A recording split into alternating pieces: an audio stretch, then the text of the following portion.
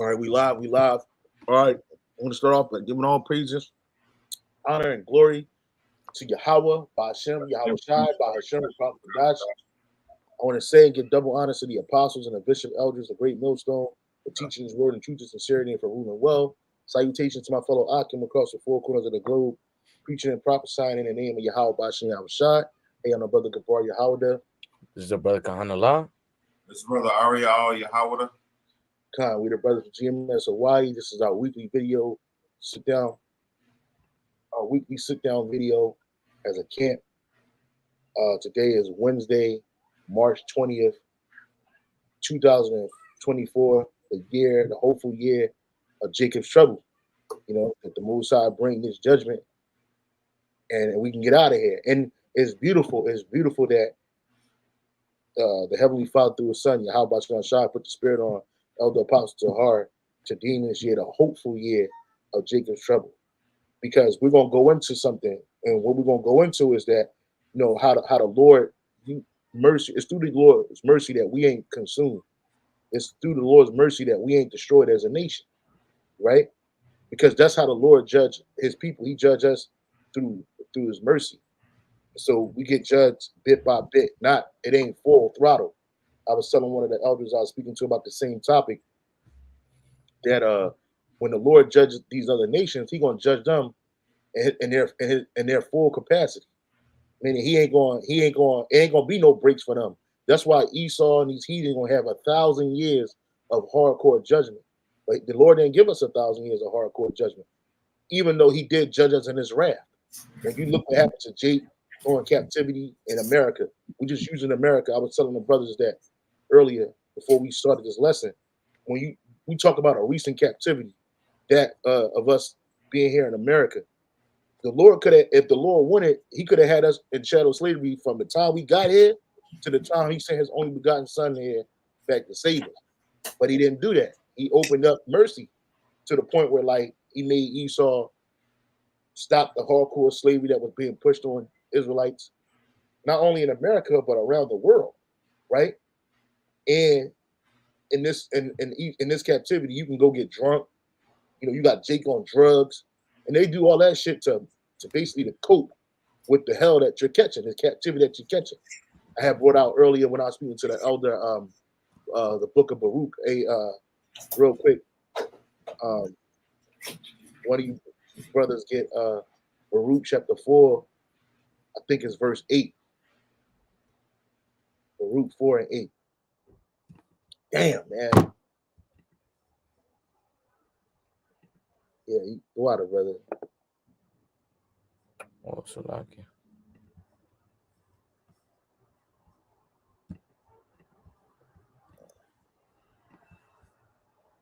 This is the book of Baruch 4.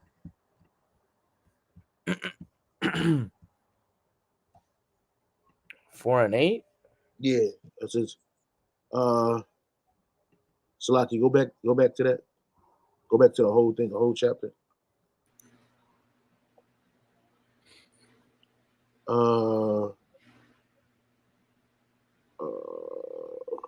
6.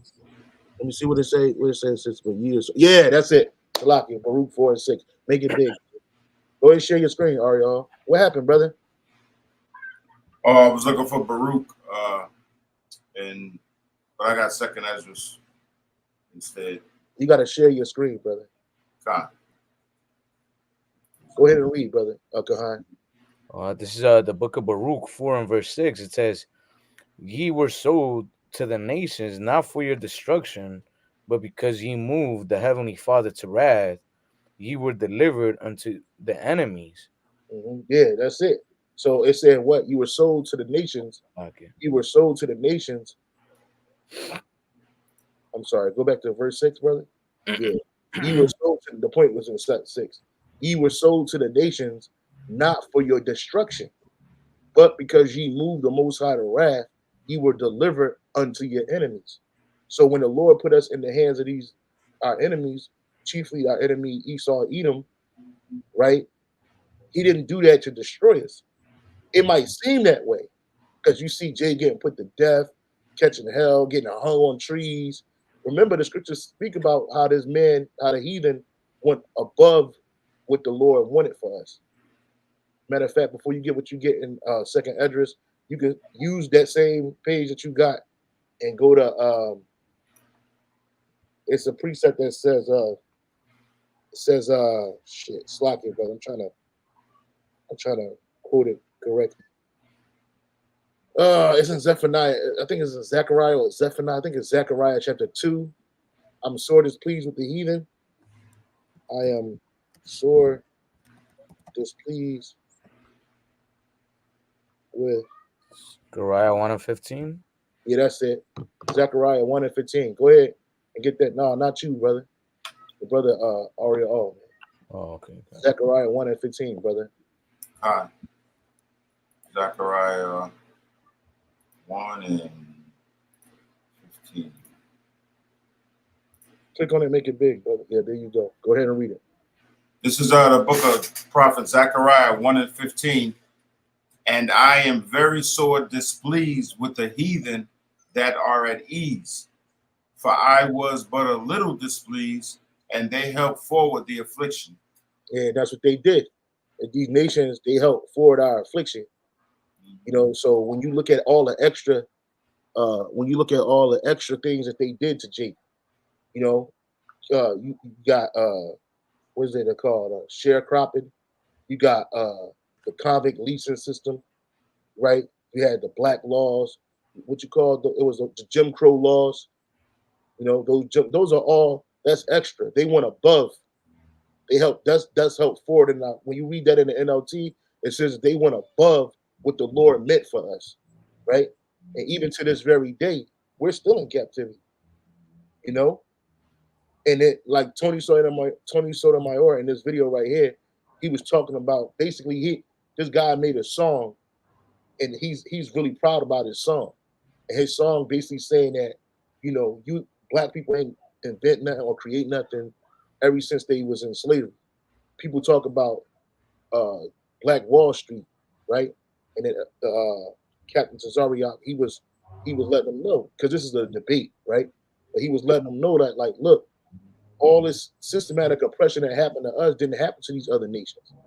You talk about the Jews, the so-called Jews, which are nothing but Edomites, the top elite, right?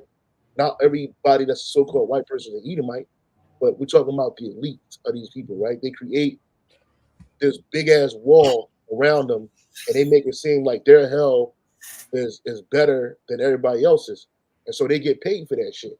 They make laws in different countries that you can't talk bad about these people. That ain't happened for the so-called Negro, Latino, Native American. They didn't make why they kept the oppression going. So by the time where Jake start talking about, first of all, the difference between these other nations and us is that their problems got redressed, meaning they got some type of compensation for what they went through. We didn't get that. We just got destroyed, and that was it.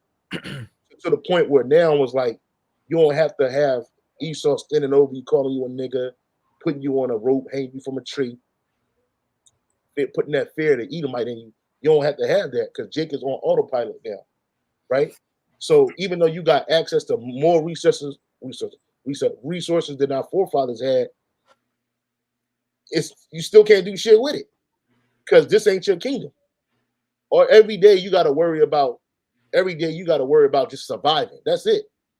So you can't worry about building another Black Wall Street or Latin Wall Street or Native American Wall Street. Why? Because you just concerned about making it through the day. Meanwhile, these nations they ain't on that type time. They got investment groups. They got all kinds of things that's set up for them to benefit off of their resources. Unlike us, you got something to say, brother? Does he understand? I mean, obviously not. Sotomayor, does he understand that we're under the curses of Yahweh, the curse of Yahweh Shemashai? Nope. Because it absolutely doesn't seem like it. Because Jake always says, why don't we just do this or do that? We can't do this or do that because we're here for judgment, for punishment from Yahweh Shemashai for not keeping the commandments. I got a precept for you, brother. Hey, this is the book of I'm not gonna bring it up on the screen, but I'm gonna read it. It's the book of Micah 2 and 10.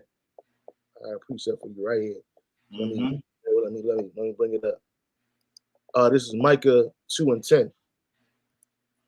Yep, the book of Prophet Micah, Yeah. right? Chapter 2, verse 10. It says, "Arise ye and depart, for this is not your rest. Because it is polluted, it shall destroy you, even with a sore destruction." You got it, bro. Yeah. Yeah. Jake doesn't understand. He doesn't understand that we're here for punishment. We're not here to be successful, to make a Black Wall Street. We're not here for that. That's why all those attempts to do that, Yahweh Hashem Hashai shot it down. Because we're here to be judged, to be punished. And you know, he really doesn't know the scriptures, obviously, because Captain Tazariak quote a scripture and he says, "Oh, where's that in the Bible?" Yeah. Why don't you just search for it yourself? Well, he don't know. And he don't know. He That's can't right. know. And he's what 2/3 of our people do not know. They do not Do not understand. Or they don't understand that we're in a place of a time of judgment, a place of Time of slaughter. judgment. Hold on, brother. Yeah, they don't understand that what happened, brother? Salakia, my computer froze for some reason. I All had right. to restart. Can you get your screen back up that you were sharing, Baba Kashah? Okay.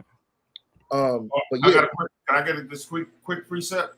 go ahead, bring it up on your screen, bro. Khan, this is No, bring it up on your screen that you were sharing, brother. Khan. This is Zechariah chapter 1 and verse 15. But I have this is the Good News translation. Oh, okay. Yeah, just go ahead and quote it and read it. Go ahead. Khan. This is the Good News translation. It reads, "And I am very angry with the nations that enjoy quiet and peace." Mm-hmm. And this Yahweh Shema Shai. For while I was holding back my anger against my people, those nations made the sufferings of my people worse. Yeah, that's right. So that's more in depth. Yeah, they made it worse. They made it worse. And when you look at well, what because he mentioned Black Wall Street, right? It was more than one Black Wall Street all throughout America. You know how you got little Italy, little China, little Yep. this, little that, all throughout America, little Germany. You had that in America for a time. But what Esau do? He envied, he got mad, and he oppressed Jake and destroyed that shit. And then they say, Barakatah, brother.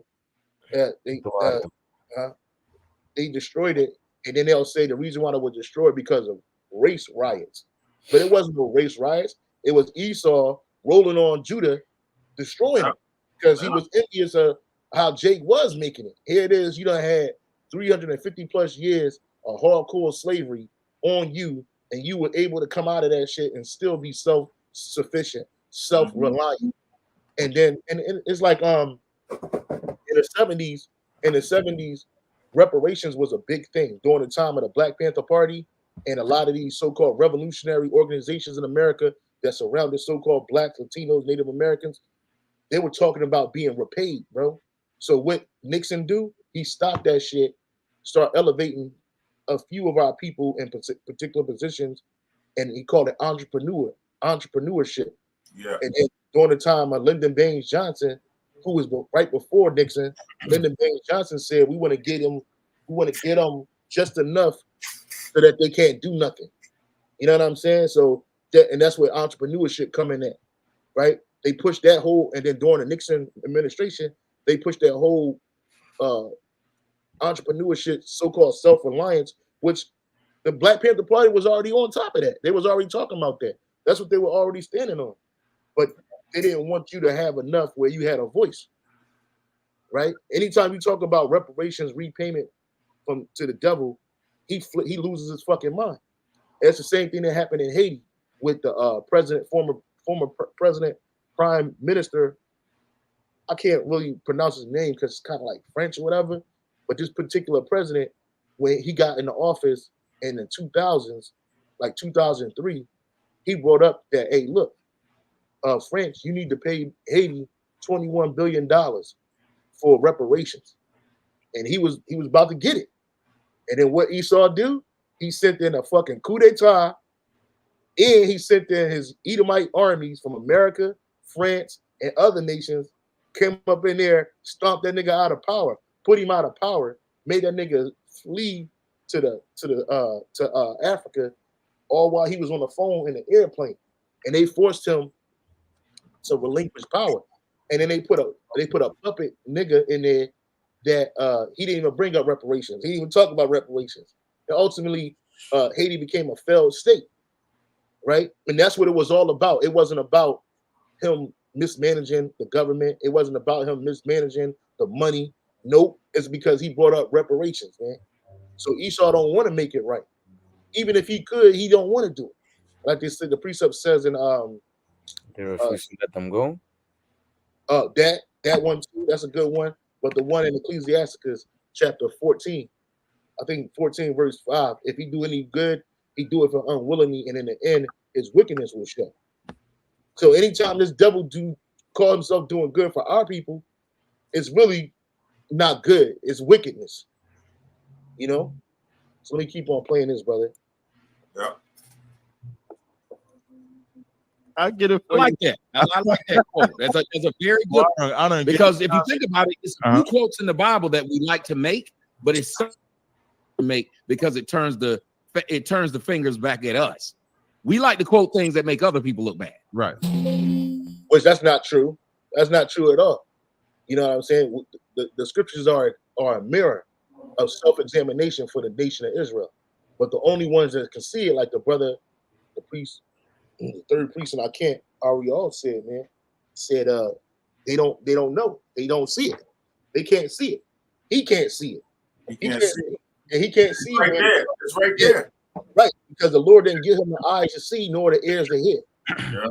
This ain't the first time that Tony Sotomayor had to deal with the Israelites. This is definitely not the first time, bro. As long as I've been in the truth, almost going on 11 years, I've seen this man pop up many times, especially early on, you know, in the early, like, 2010s. Yeah, this nigga was back and forth with Jake. But his thing is about the black woman. That's all he wants is the black woman. He wants the black woman to be in order, but she won't be. She won't be in order. He don't understand the reason why she can't get in order is because of the curses.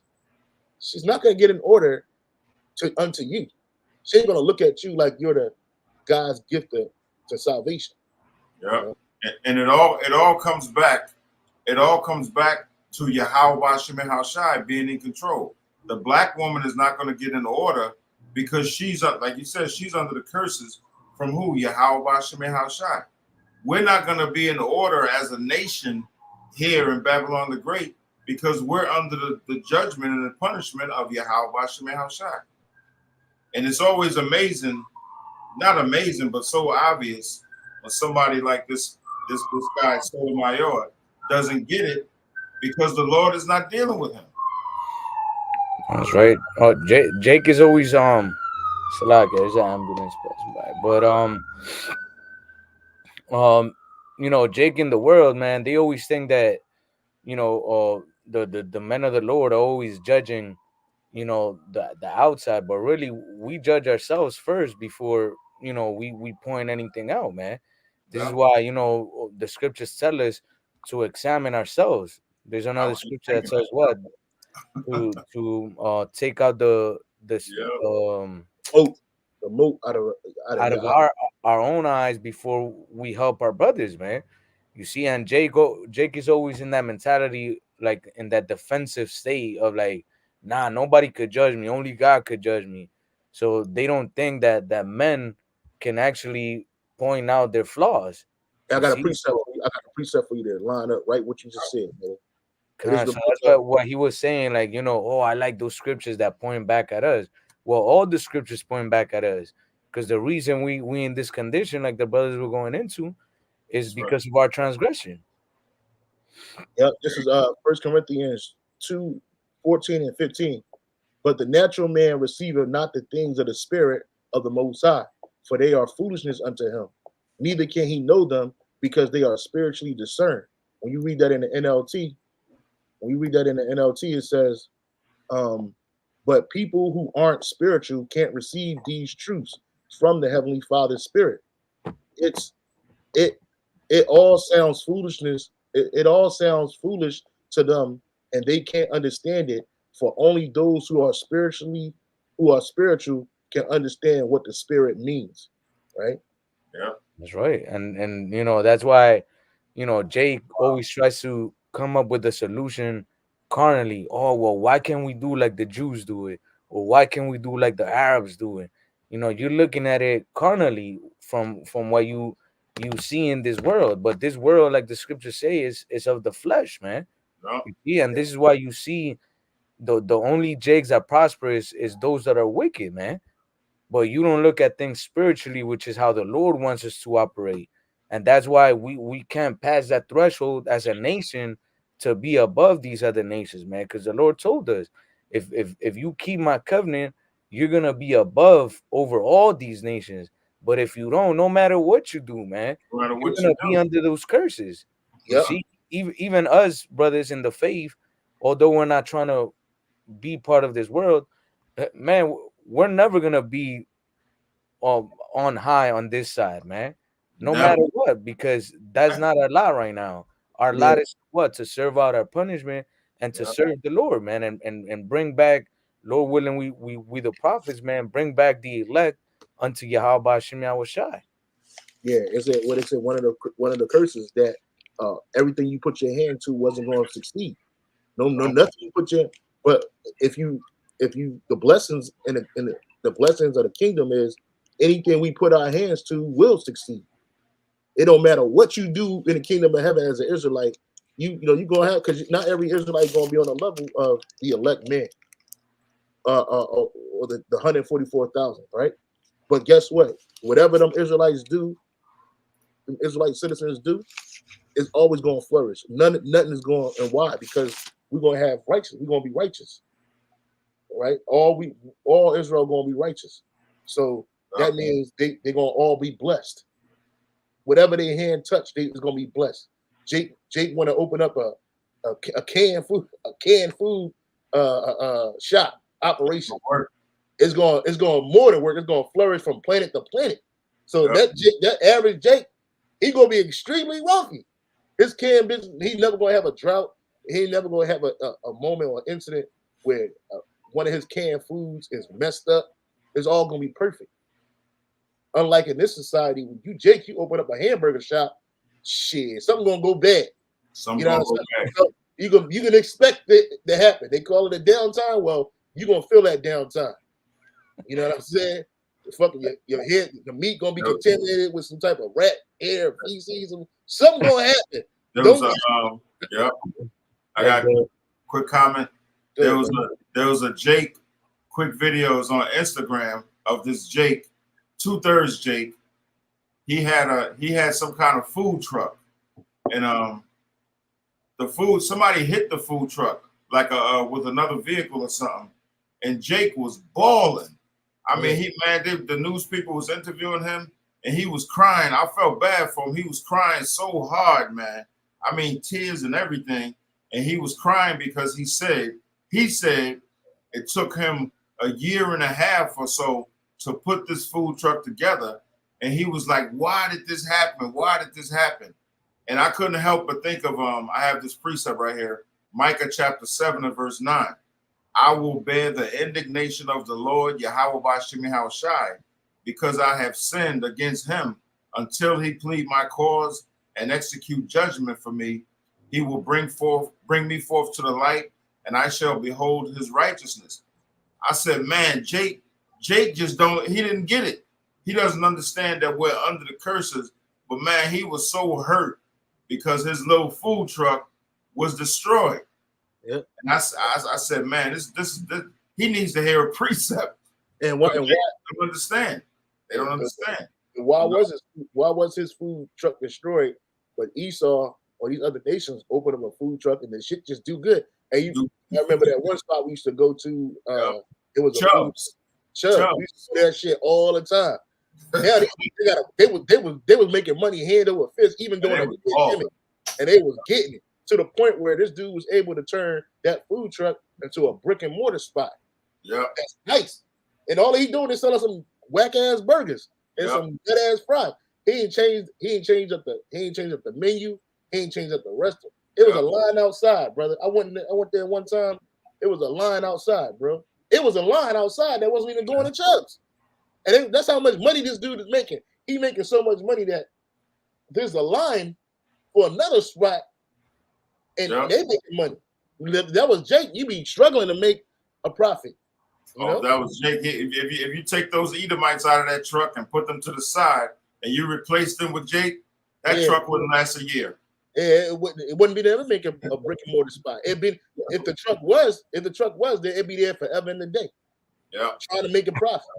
Like the other Ariel from Dallas said, Jake opened up a funeral home and nobody died that year. It's true. For real.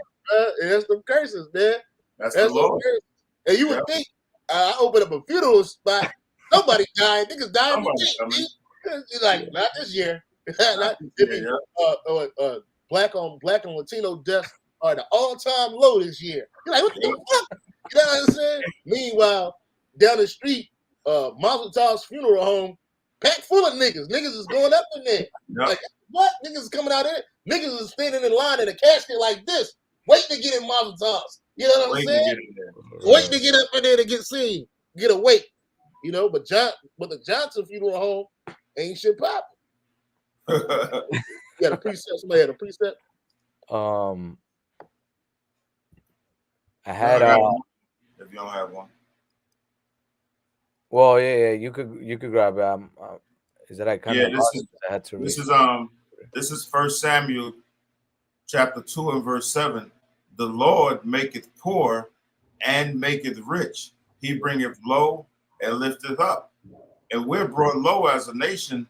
Again, it goes back to that we're under the curses from Yahweh Shai. So Jake is never going to have no success here. Never going to have no success here in Babylon the Great, like Esau, Edom, and like these other heathens. Whether it's a food truck or a burger stand or whatever. A funeral home. Because I'll be honest with you, bro. I had a few ideas for a business, to open up. But once I found out that we was under the curses, I quickly dismissed those thoughts of having a business, because I said to myself, the Lord ain't gonna let it happen. Well, it's not just that either. You do got Jake in America that's doing well. Oh, yeah. But in order for you to truly thrive in this world, you got to be wicked. You know what I'm saying? You got to be wicked. And you got to dedicate your life to that business. Yeah. You can't do that while you in the truth. You got to be balanced. Yeah. You know what I'm saying? That's what I mean. I reason with myself, I can't open up a business and be 100% dedicated to that, and also be 100% dedicated to Yahweh Shai. I have to make a choice. It's either one or the other.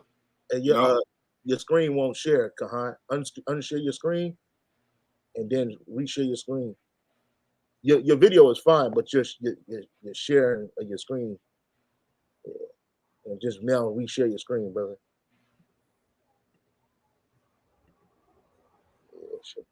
Yep, this place is through. Yeah, there you go. You got it, Kahan. Yeah, I'm just looking at some precepts over here, but this one's pretty good. In the book of Psalms, it says, call the verse and read it. Mm-hmm. I'll start at Psalm 78 and verse 37. It says, for their heart was not right with him, neither were they steadfast in his covenant. Just speaking about Israel, but he, being full of compassion, forgave their iniquity and destroyed them not. Yeah, many a time turned he his anger away and did not stir up all his wrath. Yeah, that's mercy.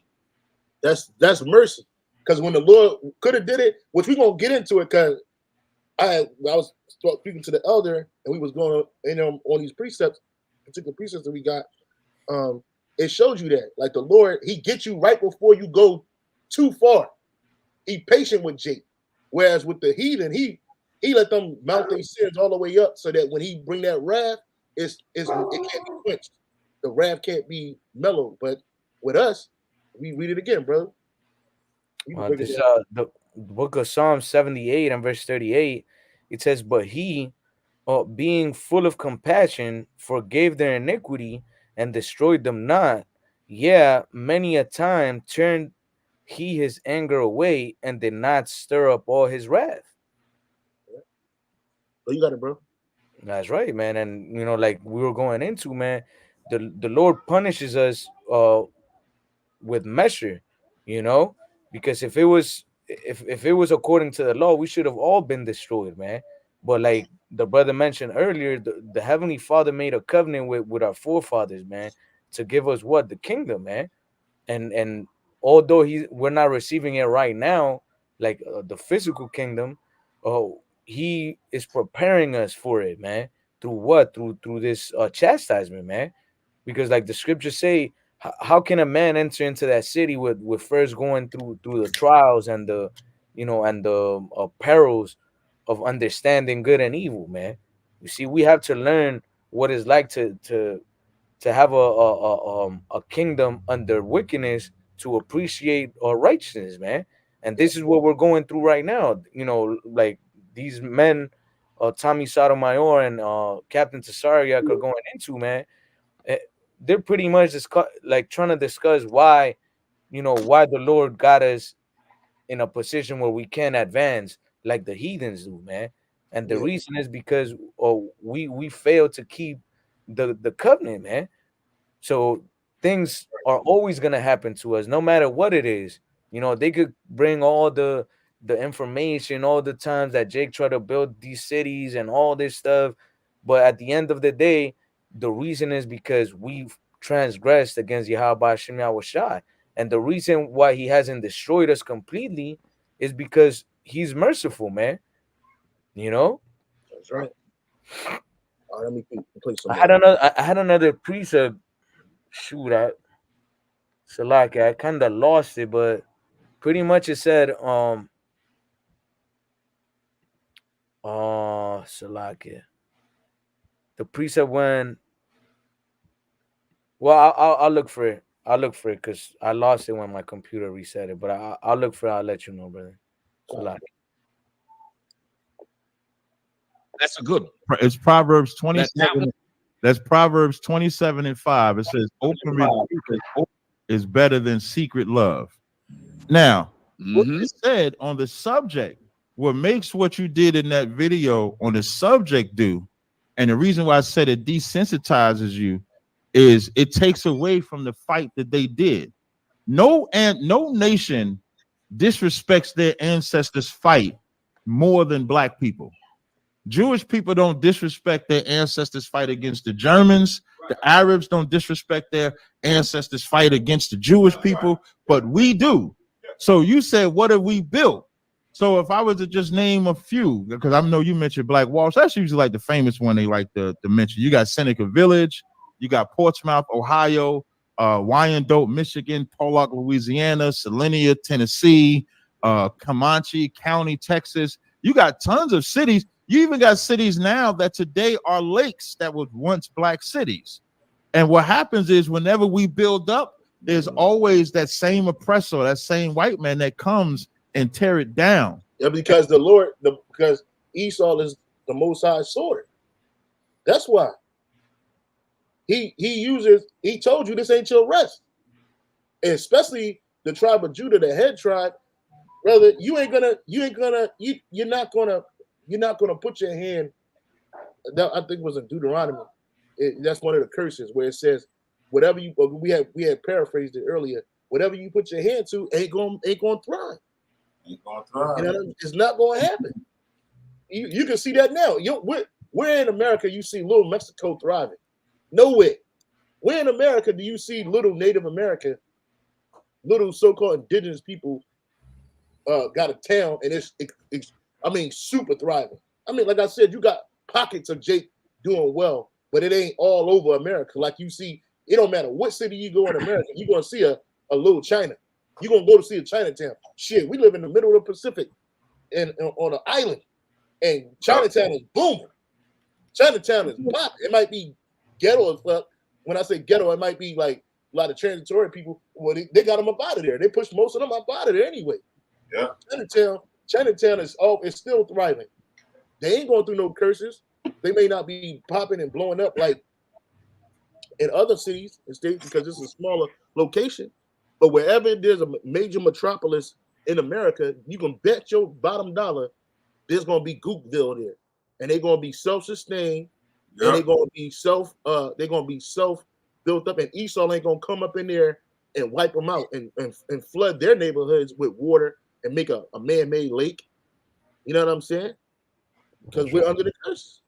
Yeah, and even if you have Jake, so-called doing well, man, it's never in the same level as the heathens, man. I used to work in the Diamond District up in New York City, bro. We used to walk into these places like these offices where Elam or Amalek or Ishmael, bro, they used to do like deals every day of hundreds of thousands of dollars buying like emeralds, diamonds, and they would just have the money, bro. Like, oh, how much is this stone?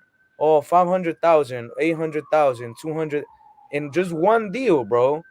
Just one. Jake don't move that type of money, man. You have some Jakes that might generate that amount of money like in a month, in a week, but doing a shitload of work. These heathens, they just talk like, oh, let me see what you got. Okay, they're not doing no like the jigs that I've known, that I have seen that make money. They fucking pretty much gotta worship money and build up to that point. But these heathen nations, man, they just either inherited or they got lucky. However they did it, But Jake is never playing in the same level, man. Never, Do it. you know. Right. That's right. Yep. I had a quick one. I found that precept. This is in the book of Jeremiah 10 and verse 24. It says, "O Lord, correct me, but with judgment, not in thine anger, lest thou bring me to nothing." Right. Because if the Lord judged us in his anger, we would be gone. That's why it says without the remnant, which that's all part of the mercy. That's That's right. all part of the mercy, the sure mercy of David that's laid upon us as a nation. Period. Because he could have just wiped us out. But he do it what? He says, correct me, but with judgment, not in thine anger. And that's what you see happening. Jake getting judged. I don't care what is that how Jake go out. It's all judgment. Whether Jake get locked up for 1,000 life sentences, whether Jake get put to death out here violently, and that go for men and women and children. That's judgment.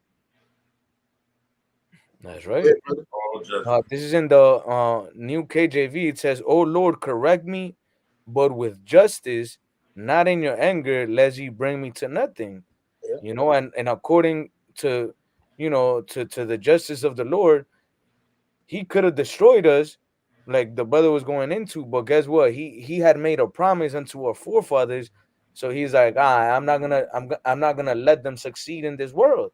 As a nation, we say, obviously there's some jakes that are so called successful in this world, but they're the wickedest of our people.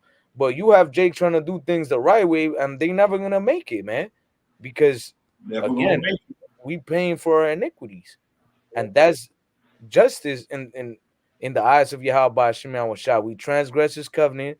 We agreed to follow after the covenant, and then we failed, man. So why would the Lord let us succeed? It, right? That's justice. That's We right. broke the covenant, so now we got to pay for it. Yeah. Yeah. That's right, brother.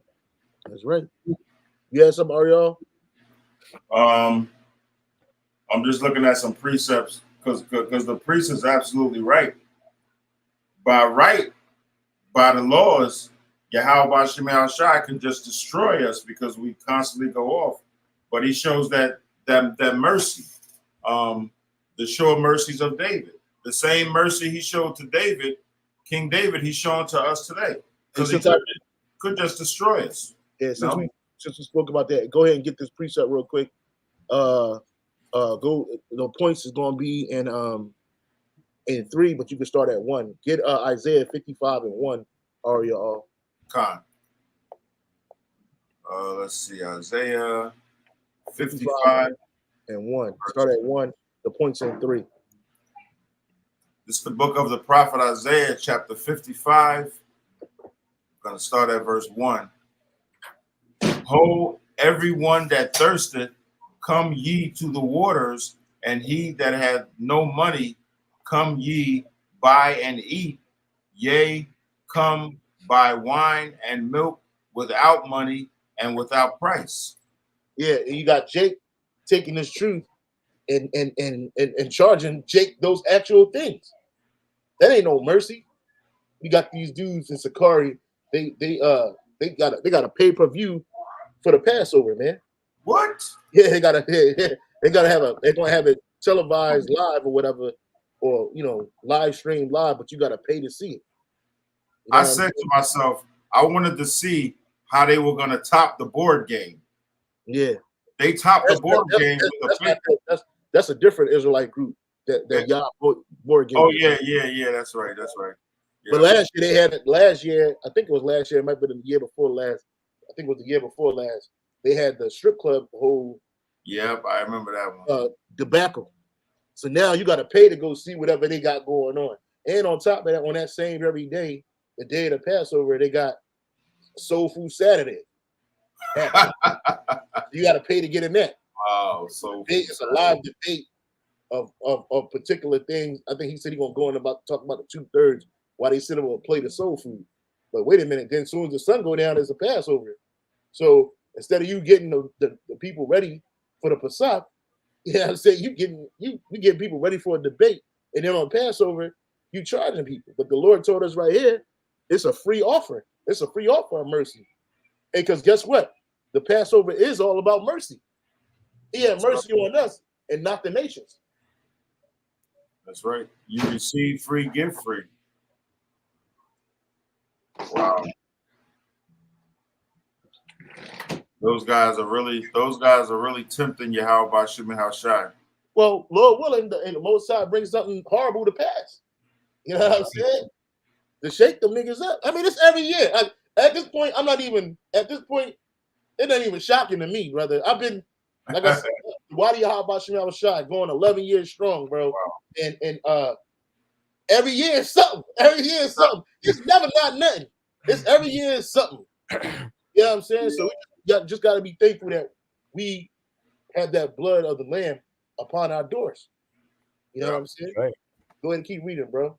As the prophet Isaiah 55 and verse 2, wherefore do ye spend money for that which is not bread, and your labor for that which satisfieth not? Hearken diligently unto me, and eat ye that which is good, and let your soul. And what is it that we eating that is good? This whole roll. This whole roll. Yeah. House Tahar just did Elder Apostle Tahar did a video. I think might have been earlier this week. I believe it was, or might have been late last week. It said eat the whole roll, man. But the only ones that's going to eat the whole roll is the elect. That's right. Go ahead, bro. Delight and let your soul delight itself in fatness. Verse 3, incline your ear and come unto me. Hear, and your soul shall live. And I will make an everlasting covenant with you, even the sure mercies of David. Yep, there it is. And that's what we have. The Lord made a covenant with us, an everlasting covenant with us, even the sure mercies of David. Okay, that's why he sends only begotten son, Yahweh Shai. That's why he gave the spirit when Yahweh Shai went back to the Lord. He gave us the spirit of truth, this comforter, this word that continues to sustain us even to this day. All right. That's right. That was it.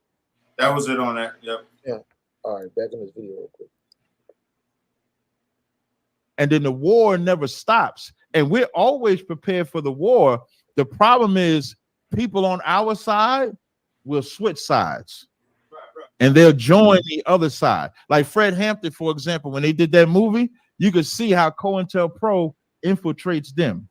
You'll see how they just when they released what Nixon and Reagan and all was doing with the drug epidemic that was specifically targeted to us. Now, why do you think that is? You had two. I don't agree with their religious beliefs, meaning Martin Luther King and Malcolm. I don't agree with their religious beliefs, right?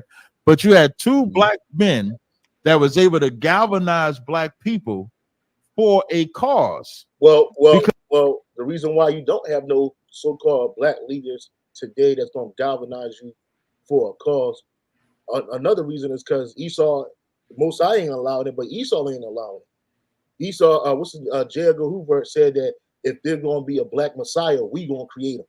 That's an actual quote. Wow. You know what I'm saying? That's an actual quote. Matter of fact, there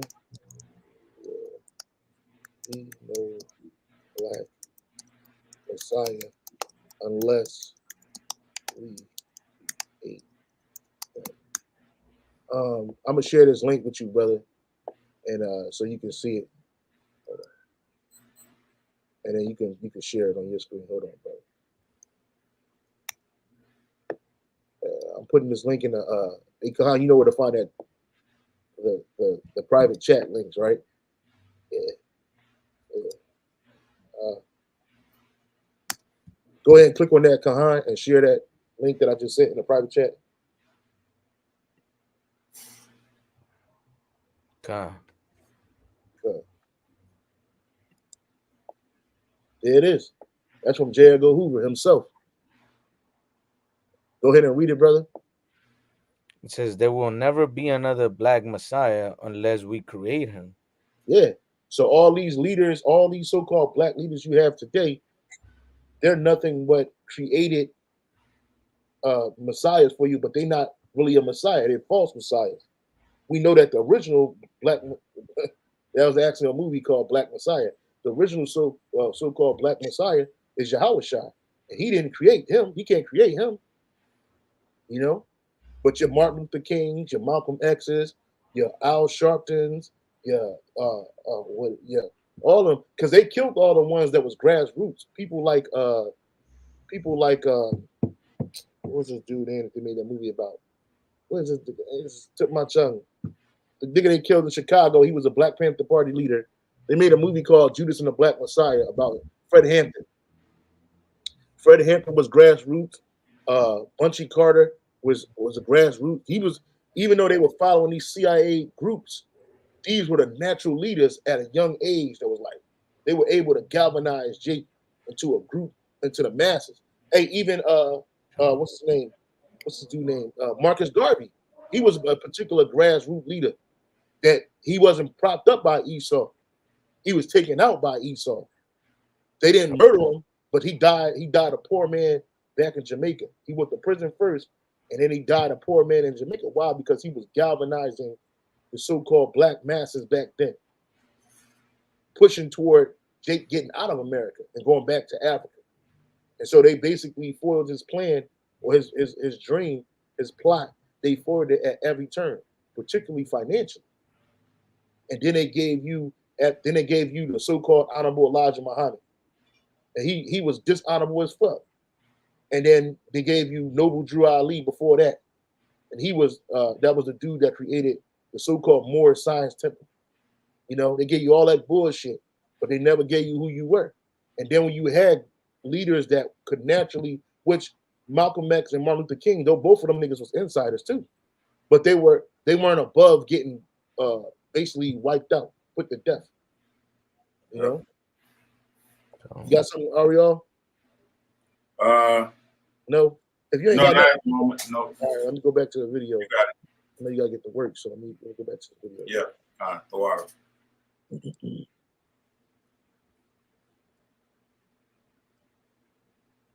Because they'll tell you that black people didn't build anything, that they didn't do anything. And then what they did was they had COINTELPRO infiltrate the Nation of Islam. Malcolm X gets separated and then killed. Then you got the white man kill Martin. And at the time that he killed Martin, Martin is saying that the dream that he had was a nightmare, that it was superficial, letting you know trying to eat at master's table wasn't the right thing to do. And then he gets killed. And then at that break in the 70s, you had the feminist movement and the drug epidemic. And when crack came, it eradicated black people. Right. And see, all that shit stopped Jake at every particularly the House of Judah, at every stop. And people talk about the crack epidemic, you forget about the heroin epidemic that was ravaging New York City and other major cities in America. before the crack came, before the cocaine came, it was alcohol, and then it was heroin, and heroin came back with the soldiers from the Vietnam War. They don't talk about that. And then you had the crack epidemic, which was a front for the Contras. Basically, they was bringing coke, giving America coke, and America was giving them guns. And then America was getting that money, all those millions of dollars. All those millions of dollars were siphoned from the so-called black community. A lot of it came from the white community, actually. A lot of them dollars came from the white community, even during the crack epidemic. There's a documentary called Crack. It used to be on Netflix. I don't know if it's still up there, but it was a documentary called Crack. It's still up there. Yeah, it told you that the majority of those customers that were coming to the ghetto to buy that crack was white people. But they used that as a basis to harshen the drug laws that they were coming up with. That whole prison industrial complex they wanted to reignite. Yep. Right? And then again, so how can you think about building a town of your own where the cities that you live are being ravaged as you speak? To this day. To this day, right? So if we're gonna not honor our ancestors that made mistakes and did good things, we'll never recognize the real enemy, and we'll never see it coming. That's why they still voting. People still gonna try to find a reason to vote for Joe Biden or vote for Trump. They're gonna try to find a reason to still vote, thinking that our hope is in that. You're familiar when President Biden got in office and the Chinese people got that bill passed? I think they got it passed in like if Biden got inaugurated in January, I think like 3 weeks when somebody attacked the Asian, they got the anti-Asian bill passed. You familiar with that? Yes. They didn't get that bill passed by joining America. They got that bill passed by using their internal power and saying, we won't support you, we won't build you, we won't help you. But because we have such a integrated type of mentality, that's why we don't think like that. We still find ways to join an enemy when he was never meant to be our friend. Okay. Now I would like to be able to speak towards that. Now you talked about a lot of cities that you said were formed and I guess sustained by blacks, but then the white man came in and destroyed those said cities. You said every time that we build something, the white man comes and destroys it. When I said in that song, I said, if Black Wall Street was so important that we continue to keep talking about Black Wall Street was important, then we could have easily built it back. I went over to Tulsa, Oklahoma, and went there. You couldn't have easily brought it back because the Lord don't want you niggas to bring it back. You don't want you niggas to bring it back. Brother, listen, if America was a place where Jakes was thriving, you niggas wouldn't want to get out of here. And Jakes is semi-thriving in this world, and niggas don't want to leave America. You ain't even thinking about another. Can you imagine, bro? What would be the point of getting cursed or being under curses if you can thrive? It's the same with your woman. If your woman was in order, niggas wouldn't want to leave. If America's prisons were co-ed prisons, niggas would never get out of prison. Niggas go to prison now willingly. You think niggas will commit a crime and open and shit? Like I'm going back to the cell with my bitch. You know what I'm saying? And I'll make more children. Yeah, there's that. It's not gonna happen, bro. If the Israelite woman was in order, he wouldn't have a platform. Exactly. Exactly. He would never have a platform. I got a quick one. Bring it out, brother. This is in the book of Deuteronomy 28 and 65. It says, and among these nations thou shalt find no ease, neither shall the sole of thy foot have rest, but the Lord shall give thee there a trembling heart and failing of eyes and sorrow of mind. Yeah, that's right. That's right. You see? And then in the NOT real quick, yeah, so wherever you Jakes go, wherever we go as a people, you're not gonna find no rest, bro.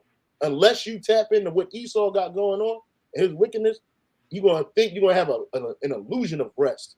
But you ain't gonna get it. You ain't gonna why? Because that's part of the curses. Go ahead, brother. You got it. Break it down, bro.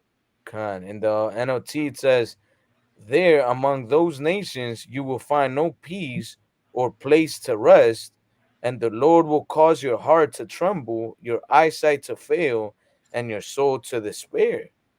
So you see, because of our transgression, hey, the Lord's not gonna let us succeed, man. So no matter what you try to do, it's part of the curses, man. Yep, You know, here it is. and like the brother was going into, if we had things in order, Jake wouldn't need salvation. Jake wouldn't need the kingdom of heaven. Even if we weren't at the top, even if the Lord would let us compete at the same plane in the same playing field as these nations, Jake will not seek the Lord, man. Nobody would look at at Yahweh Shem Shai for salvation if we were even in a equal playing field, not even above these nations. You see, Yep. and that's why the Lord put us in that position, man. Because really, the only way to escape the situation our nation is in now is through Yahweh Shem Shai, man. And this is what the Yep. Lord wants, so that what? So that we seek after him and come to him, with a meek heart, man, and acknowledge, like, damn, we fucked up, man, and we're not gonna get out of this unless we come back to Yahweh Shem Shai. Yeah. That's right. That's right. Go back to this. Quick precept. Bring it out, bro. Deuteronomy chapter 28. Deuteronomy chapter 28, verse 20. And I used this precept in a lesson I did last week. The Lord Yahweh Shem Shai himself will send on you curses, confusion, and frustration in everything you do, until at last you are completely destroyed for doing evil and abandoning me. Yeah, and The that's what Lord happened. himself, So this punishment, curses, confusion, and frustration, it says in everything you do, this comes from Yahweh Shem Shai, Mr. Sotomayor. So J Cam, you can't, it's coming from it's coming from the Lord himself.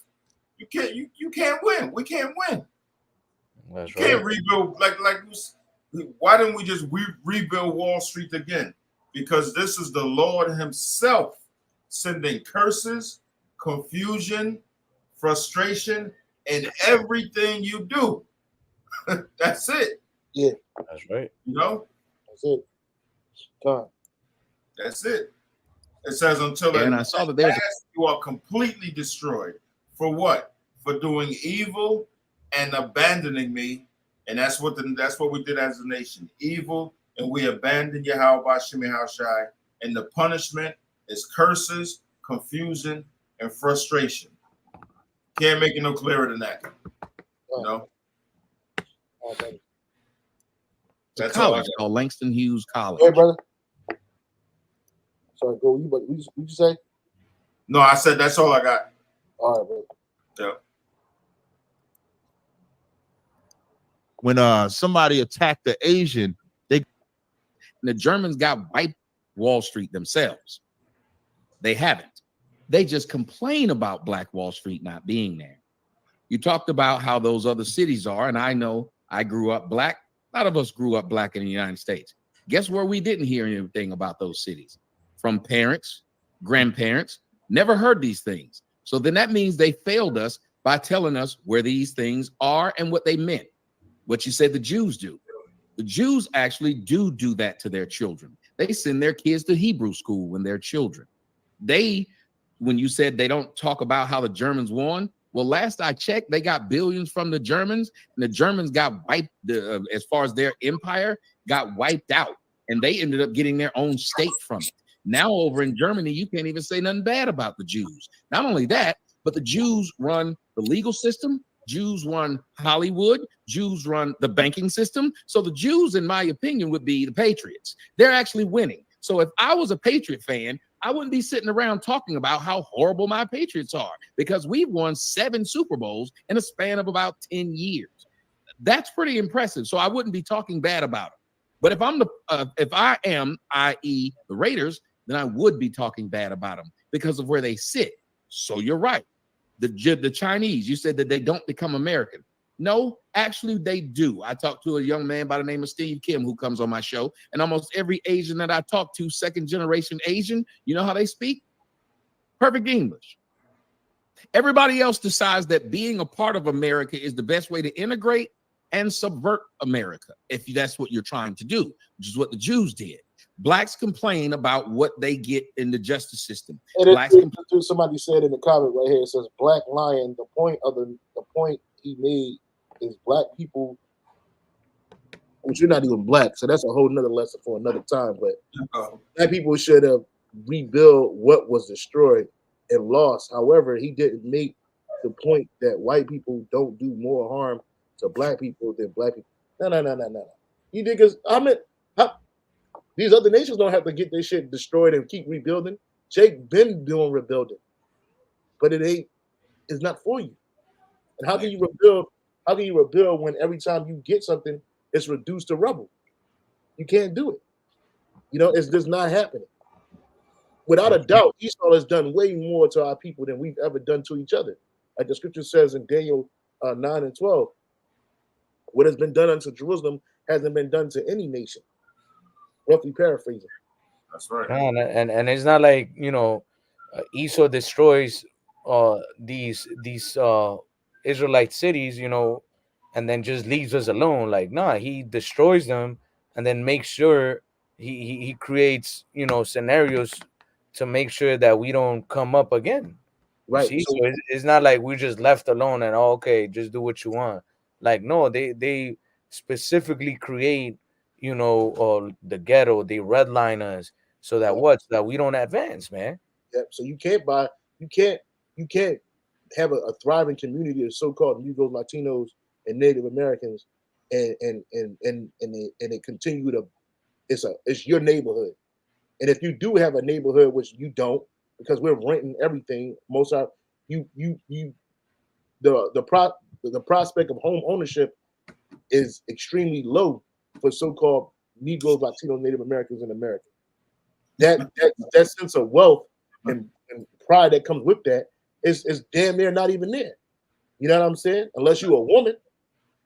You know what I'm saying? But you ain't gonna have thriving communities of working families, middle class. Those shits is done away with. Like the brother said, the Esau makes sure after he knock it down and burn it down that he'll make it so that you can't come back to that land and rebuild on it. It either flood it, put poison in the ground, so you can't. It's not arable land no more.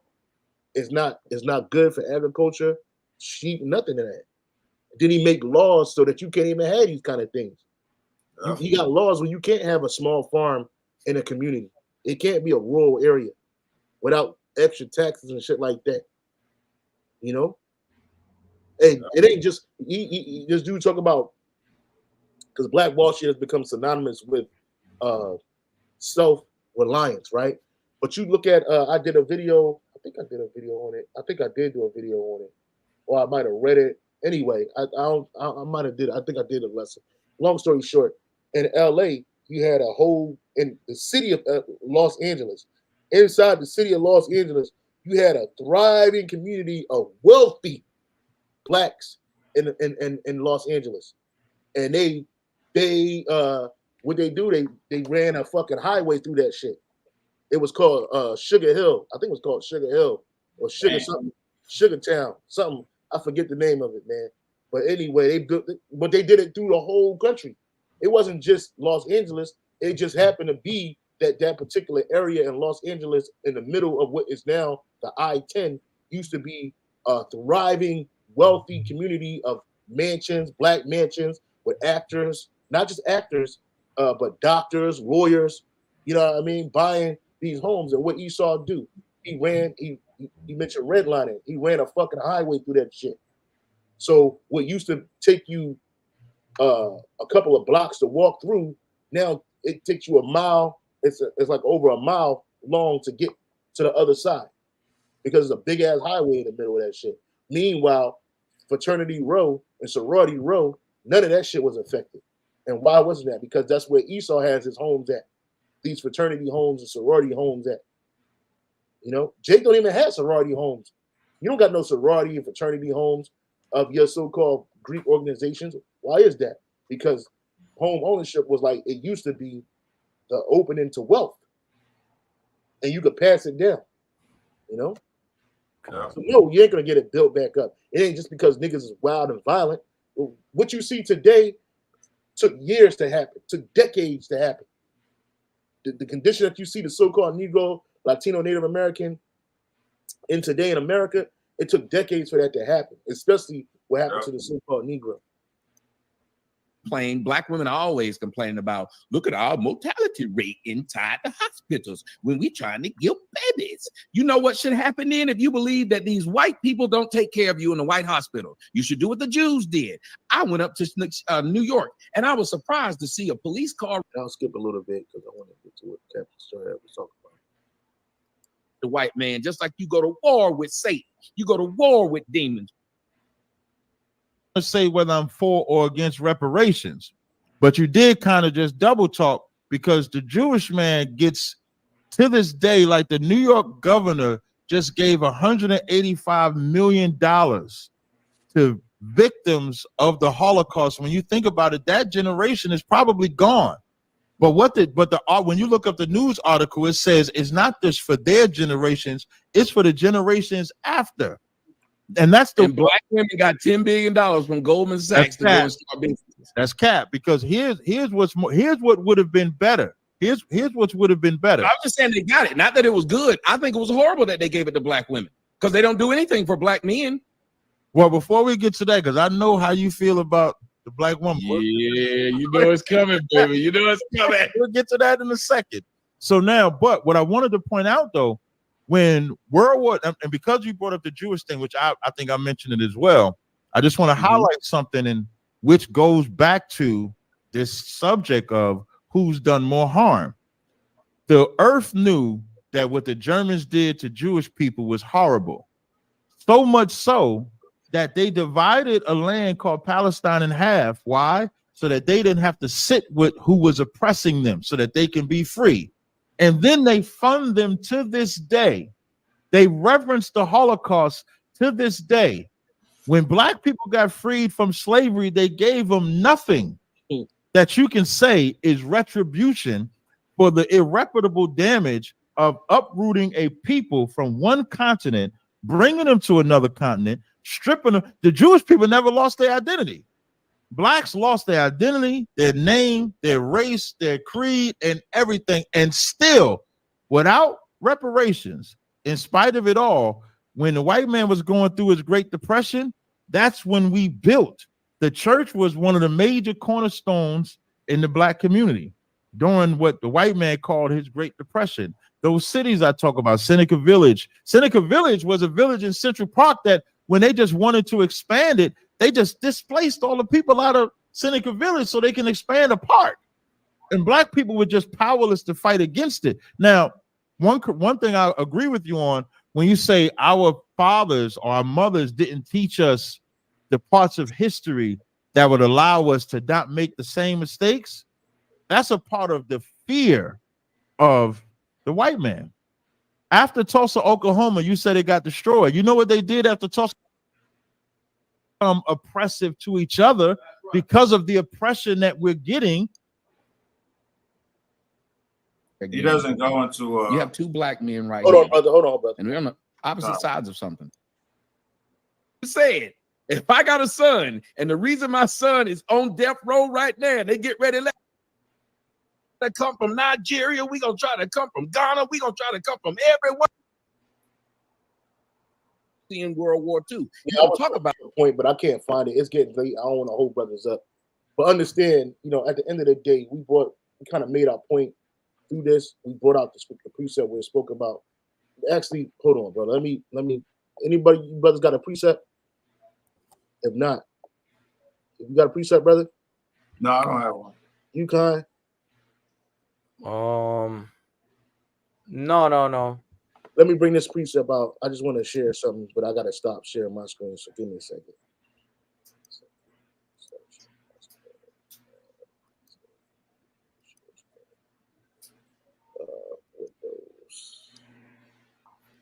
So I wanted to share this precept right here because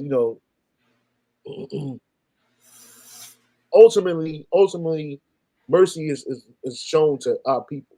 You know what I'm saying? And it's through Yahweh Shem Shai's mercy that we're not consumed. All right. So it says, this is I'll start at 12. This is Second Maccabees chapter 6, verse 12. Then I beseech, those that read this book that they be not discouraged for these calamities, but that they judge those punishments not to be for destruction, but for the chastening of our nation. Good one. Good So one. when you talk about these different towns that were destroyed, when you talk about the whole system of slavery that were put on our people, when you talk about redlining, it when you read it, you like, damn, man, it's fucked up. When you look at the judgments that we received in the ancient time, in your mind, if the spirit of the Lord wasn't on you to understand these words, these laws, and the commandments, the truth, the prophecies, if it wasn't on you to understand these things, you would be consumed by, you'll be discouraged to even want to try to seek after the Lord because of the calamities. But the Lord told, with speaking in this verse right here, that look, don't be discouraged for the calamities that you saw happen to our people. These are just judgments, punishments. Again, and I beseech those that read this book that they be not discouraged, meaning don't get sad, don't get angry, especially with the Lord, you know, because of these calamities, these troubles that we went through. And it's going to make more sense when I read it in the GNT, okay? But that they judge those punishments not to be for the destruction, but for chastening. And when you look up the word chastening, it's correction. All right. You look up the term chastening in on a Google and you search it out. It says what? That word for chastening, or when it pops up, it says of rebuke or misfortune, having a restraining or a humbling effect. So you can just take that word chastening and put humbling there. Now, I beseech those that read this book that they be not discouraged for these calamities, but that they, but that they, but that they judge those punishments not for the destruction, but for a humbling of your nation. So all those things we went through was basically so that we can be humble. We were walking in pride when we started worshiping idols. We were walking in pride when we disobeyed the laws of Yahweh Shem Shai.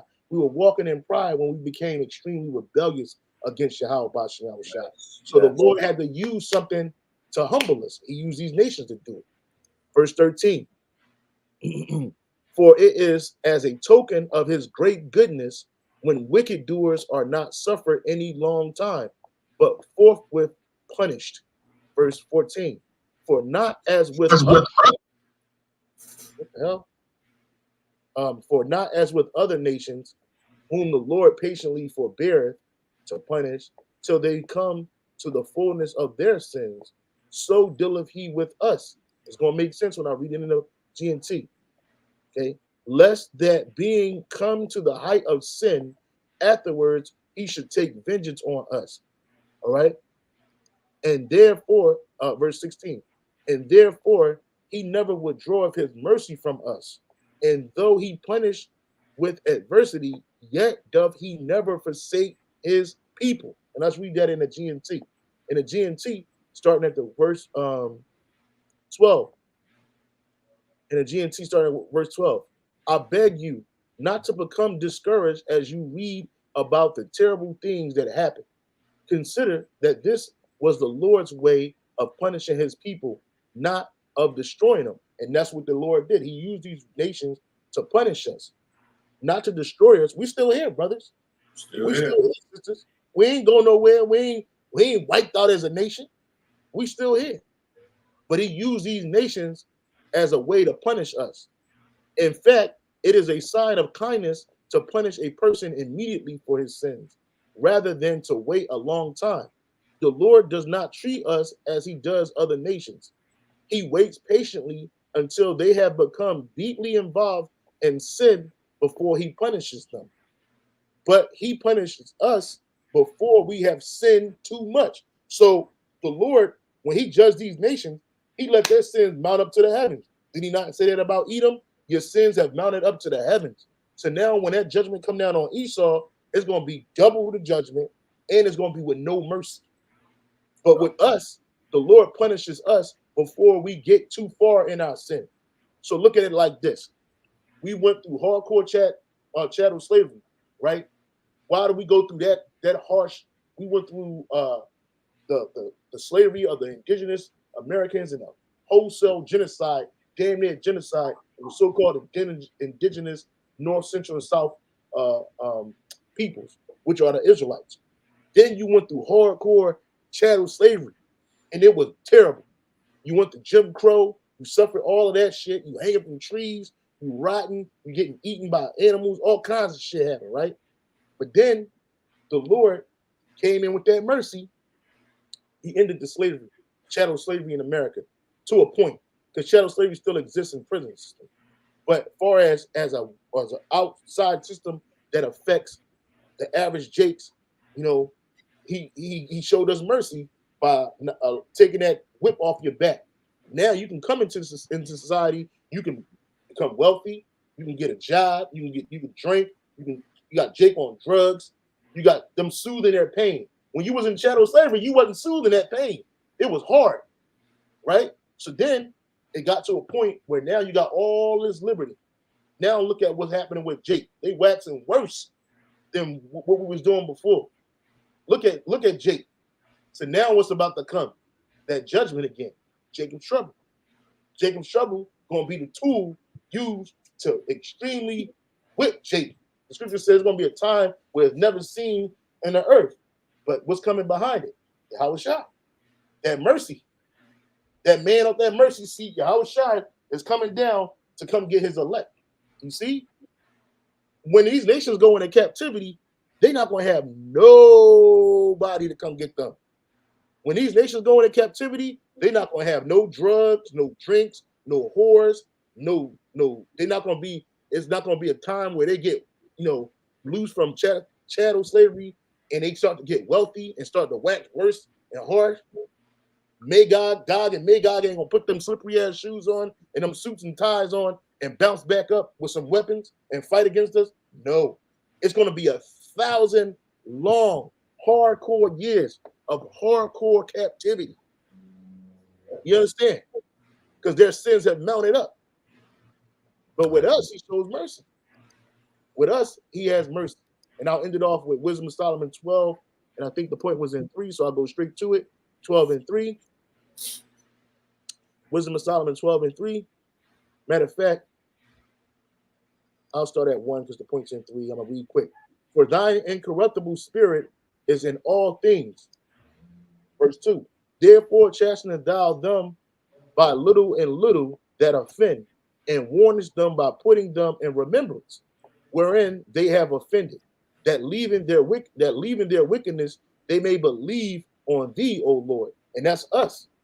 The Lord chasten us little by little that offend the Lord. And he warns us. How he warns us? With the prophets, with us, starting with the apostles and the bishop elders of Great Millstone, starting with Abba Bibbins, starting with High Priest Ariah, King Masha, all right? All those men that came behind Elder Yaikwa. You know what I'm saying? Elder Shah, those men. He sent men like those men all the way down to Apostle Tahar, Apostle Ramla, Apostle Gabar, Apostle Picard, all the bishop elders from Connecticut, and the brothers like us on down to warn the people, to remember, to put them in remembrance. But the only ones that's going to be in remembrance is the remnant of Israel. Again, that's mercy.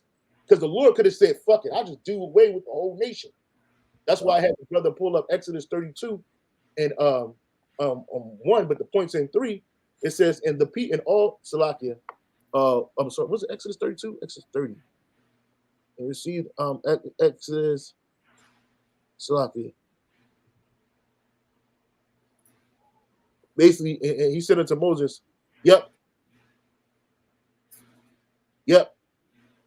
Yeah. The point's in 10. But Exodus 32 and 9. And the Lord said unto Moses, I have seen this people, and behold, it is a stiff-necked people. This is the Israelites. Now therefore let me alone, that my wrath may wax hot against them, and that I may consume them, and I will make of thee a great nation. So the Lord got so angry with us that he was going to collapse our nation and destroy us and start all over with Moses. We would have been like um Captain Cesariot said at a point in this video, we would have been the Mosemites, the Mosites, the Mosesites, right? But he didn't do that. Why? Because the Lord had mercy, and he used Moses when he was about to destroy us and start over with a new nation with him. He had Moses entreat for us, meaning he begged the Lord for us not to get destroyed. And Moses besought the Lord his God, and Moses besought Yahweh, Bashem Yahweh Shai, his God, and said, Yahweh, why doth thy wrath wax hot against thy people, which thou hast brought forth out of the land of Egypt with great power and with a mighty hand? Wherefore should the Egyptians speak and say, for mischief did he bring them out to slay them in the mountains and to consume them from the face of the earth? Turn from thy fierce wrath and repent of this evil against thy people. Remember Abraham, Isaac, and Yashar'Allah, which is Jacob, thy servants, to whom thou sayest by thine own self, and saidest unto them, I will multiply your seed as the stars of heaven, and all this land that I have spoken I will give unto your seed, and they shall inherit it forever. And Yahweh repented of the evil which he thought to do unto his people. And Moses turned and went down from the mount, and the two tables of the testimony were in his hand, and the tables were written on both sides. On the one side and on the other side were they written. And the tables were written of the work of the and the tables were the work of the Heavenly Father. And the writing was the writing of the Heavenly Father graven into that table, unto the table, right? And then obviously you read on, Moses was so angry that he dashed the laws into dust. And he stepped on top of that fucking idol that was made by Aaron's hands, and he crushed it into dust. And he made all of Israel back then drink that shit, yo. He made them drink it. He made them drink that golden calf. He made them drink them laws, man. So much so that the Lord had to rewrite the laws for him again. And those are the laws that were set in the what is almost I'm at a loss at the in the ark, okay, that they were carrying on their shoulders, right? There's a name for it, but I can't remember. I'm sorry, I'm moving so fast. The covenant? No, the Ark of the Covenant, the water, brother. The Ark of the Covenant, right? That was a second copy. But the first copy, the Lord had Moses destroy them and made Jake drink that stuff, which is symbolic because we're going to have the laws and statutes and commandments within us. And again, all that's mercy. That's the sure mercies of David. Who I had was Moses? Who was Peter? Who was King David? You got it, brother.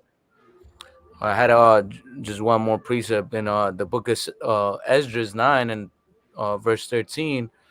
I'll read it in the NLT real quick. It says, now we are being punished because of our wickedness and our great guilt, but we have actually been punished far less than we deserve, for you, our God, have allowed some of us to survive as a remnant. And yeah, man, hey, Yahweh Hashem Shai should have destroyed us like the brother was going into, but guess what? Because of the great mercies of Yahweh Hashem Shai, we're here, man.